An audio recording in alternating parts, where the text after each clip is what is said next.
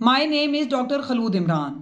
बग़ैर दवाइयों के और टीकों के हमल को कैसे रोका जा सकता है कुदरती तरीके से।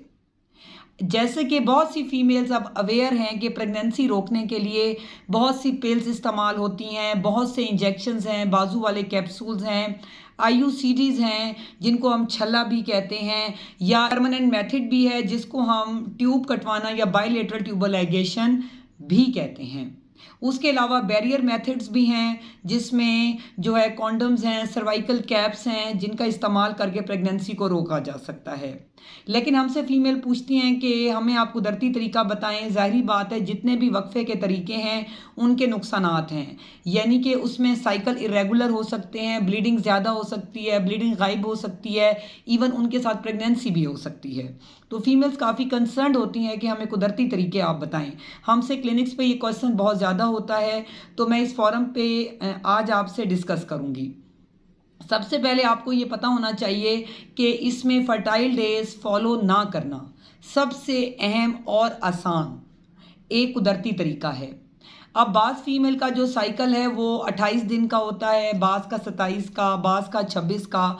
तो उसमें अगर हम राउंड बात करें, राउंड फिगर या एवरेज बात करें, तो 11वें से 18वां दिन यानी कि मेंसेस के फर्स्ट डे से 11 टू 18 डे, 11वें से 18वें के दिन अगर मियाँ बीवी नहीं मिलते, क्वाइटस नहीं करते, तो प्रेगनेंसी नहीं होगी।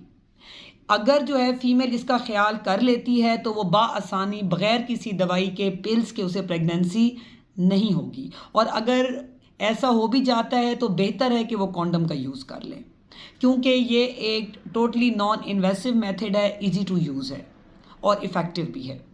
उसके अलावा वो फीमेल्स जो कि एक्सक्लूसिव ब्रेस्ट फीडिंग कराती हैं, यानी कि जो अपने बच्चों को दूध पिलाती हैं और ज़्यादा पिलाती हैं, इसका मकसद ये है कि उसमें वो बच्चे को पानी भी इवन नहीं दे रही या ऊपर से दलिया या और वीनिंग वगैरह भी इस्तेमाल नहीं कर रही और सिर्फ दूध ही पिला रही हैं, तो उसमें भी बहुत ज़्यादा चांसेस होते हैं कि प्रेगनेंसी नहीं होगी।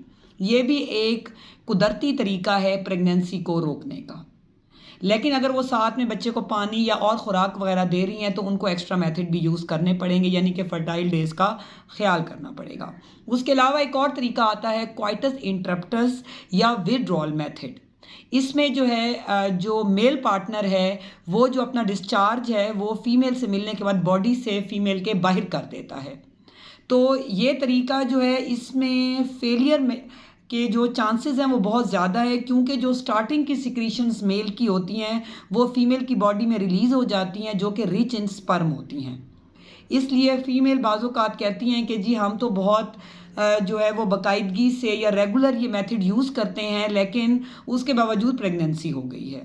तो इस फोरम पे मैं ये बताना चाहती हूँ कि जो ये मेथड है इसके फेलियर चांसेस काफ़ी ज़्यादा हैं, क्योंकि जो मेन सिक्रीशन है वो तो बॉडी से बाहर एक्सक्रीट हो गई हैं, लेकिन जो स्टार्ट की सिक्रीशंस हैं वो मेल कंट्रोल नहीं कर सकता। इसलिए जो है इसके फेलियर चांसेस बहुत ज़्यादा हैं। इसलिए जो है बेहतर है कि मेल उसमें भी फर्टाइल डेज़ को फॉलो करे, फिर जो है वो इसको रोका जा सकता है। इसमें थोड़ा सा मैं एडिशन करना चाहूँगी इमरजेंसी पिल्स का, कि बहुत सी फीमेल्स जो हैं वो भी यूज़ कर रही हैं कि जी अगर जो है वो बाय चांस ऐसा हो गया है कि जी मियाँ बीवी ने मिल लिया है, वो केयर नहीं कर सके, तो फीमेल विद इन 24 आवर्स जो है वो इमरजेंसी पिल्स को यूज़ कर लेती है। उसको जो है आपने महीने में एक दफ़ा से ज़्यादा इस्तेमाल नहीं करना और कोशिश करना है कि कभी कभी के लिए, जैसे कि अगर 3 मंथ के बाद या 6 मंथ के गैप के साथ ऐसा कभी हो गया है तो इमरजेंसी पिल्स जो हैं वो कामयाब हैं, वरना इसके साइड इफ़ेक्ट बहुत ज़्यादा हैं। जैसा कि मेंसेस का इरेगुलर होना, ज़ाहिर बात है जब साइकिल ही रेगुलर नहीं रहेगा तो फीमेल को पता ही नहीं चलेगा कि मेरे फर्टाइल डेज़ कौन से हैं। उसके अलावा ओवुलेशन किट्स अवेलेबल हैं मार्केट में, जो कि काफ़ी इफ़ेक्टिव मेथड है, क्योंकि जब भी फीमेल का एग रिलीज़ होता है उसका बॉडी टेम्परेचर ज़्यादा हो जाता है, उसकी जो सिक्रीशंस हैं वो थिक होती हैं, नॉन स्टिकी हो जाती हैं, तो वो आराम से उन डेज़ में जो है वो किड्स पे चेक कर सकती हैं कि अगर उनका एग आया हुआ है, किड्स पे पॉजिटिव है, तो वो उन 3 डेज़ में क्वाइटस से अवॉइड कर लेती हैं। लेकिन ज़ाहिर बात है बहुत सी फीमेल इसको फॉलो नहीं कर सकती, वो इस चीज़ को जज नहीं कर सकती कि उनकी सिक्रीशंस कैसी हैं या बॉडी टेम्परेचर कैसा है, या ओवुलेशन किट्स अवेलेबल नहीं होती।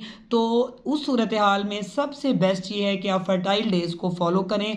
11 टू 18 डेज़ में कोशिश करें कि क्वाइटस ना करें। अगर करते भी हैं तो उसमें जो है वो आप कॉन्डम वगैरह का यूज़ करें।